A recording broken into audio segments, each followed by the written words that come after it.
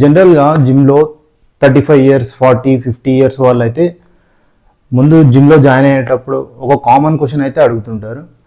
Sir మాకు stomach పోతే చాలు, ఈ బాడీ ఏమొద్దు, ఈ వెయిట్ ట్రైనింగ్ ఇవి కాకుండా సింపుల్ ఏమైనా ఉంటే చెప్పండి స్టమక్ తగ్గడానికి అని అయితే అడుగుతూ ఉంటారు. సో వీళ్ళ దృష్టిలో ఏముంటుందంటే వెయిట్ ట్రైనింగ్ కానీ మిషన్స్ కానీ ఇవన్నీ కూడా ఎవరైతే బాడీ బిల్డ్ చేస్తారో వాళ్ళు మాత్రమే యూజ్ చేస్తారు, మనకు మాత్రం జస్ట్ స్టమక్ పోవాలి కదా, ఏదైనా సింపుల్ వే ఉంటుందేమో అని అడుగుతూ ఉంటారు. సో ఇలా అడిగే వాళ్ళకైతే ఒకటి చెప్తున్నా, మంచిగా వినండి. సార్ ఇక్కడున్న మిషన్స్ అన్నీ కూడా ఎక్విప్మెంట్స్ అన్నీ కూడా మీకోసమే డిజైన్ చేయబడ్డాయి. సో మీరే చేయాలి, అన్ని రకాల వర్కౌట్స్ చేయాలి, స్ట్రెంగ్త్ ట్రైనింగ్ చేయాలి, కార్డియో చేయాలి, అన్నీ చేయాలి.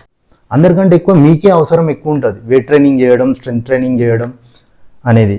ఎందుకంటే ఆఫ్టర్ 35 ఇయర్స్ తర్వాత స్ట్రెంగ్త్కి సంబంధించి కానీ గ్రోత్కి సంబంధించి కానీ కొన్ని హార్మోన్స్ అయితే వాటి వర్క్ చేసే కెపాసిటీ అనేది తగ్గించుకుంటాయి అన్నమాట.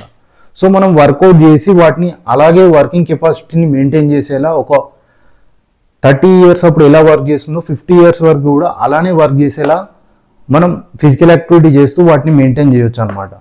సో గుర్తుపెట్టుకోండి, ఫిట్నెస్ అంటే బాడీని బిల్డ్ చేయడం కాదు, ఫిట్నెస్ అంటే హెల్దీ అండ్ క్వాలిటీ టైంని మీ ఫ్యామిలీతో స్పెండ్ చేస్తూ హ్యాపీ మూమెంట్ని క్రియేట్ చేయడం. సో ఫర్ ఎగ్జాంపుల్ ఇంట్లో మీ ఒక ఫంక్షన్ అవుతుంది అనుకోండి, సో అందరు హ్యాపీగా ఉన్నారు, సో మీకు బీపీ షుగర్ ఎక్కువైందని చెప్పి మీరు హాస్పిటల్ నుండి అందరు హ్యాపీనెస్ని ఖరాబ్ చేయకుండా సో వాళ్ళతో కలిసి హెల్దీగా ఉంటూ హ్యాపీ మూమెంట్ని క్రియేట్ చేయడమే ఫిట్నెస్ అన్నమాట. సో జిమ్కి రండి, వర్కౌట్ చేయండి, ఈ వెయిట్స్ ఇవి చూసి ఏం భయపడకండి. మీ మీద టన్నులు వెయిట్ వేసి ఒకేసారి చేయమని అయితే ఎవ్వరు అనరు.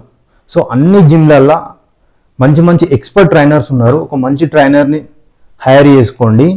సో మీకే తెలియకుండా మీ స్ట్రెంగ్త్ని మీరు ప్రజెంట్ ఏ లెవెల్ ఉన్నారో అక్కడి నుంచి ఇంప్రూవ్ చేస్తూ ప్రోగ్రామ్స్ అనేవి అయితే ఉంటాయి.